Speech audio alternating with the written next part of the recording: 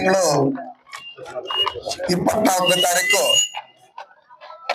ಇಡೀ ದೇಶದಲ್ಲಿ ಏನು ಹಿಂದೂ ಸಮಾಜೋತ್ಸವ ನಡೀತಾ ಇದೆ, ಅದೇ ರೀತಿಯಲ್ಲಿ ನಮ್ಮ ಕೋಲಾರ ಜಿಲ್ಲೆಯಲ್ಲೂ 24ನೇ ತಾರೀಕು ಜನವರಿ ಮಂಗ್ಲಿಯಲ್ಲಿ ಹಿಂದೂ ಸಮಾಜೋತ್ಸವ ನಡೀತಾ ಇದೆ.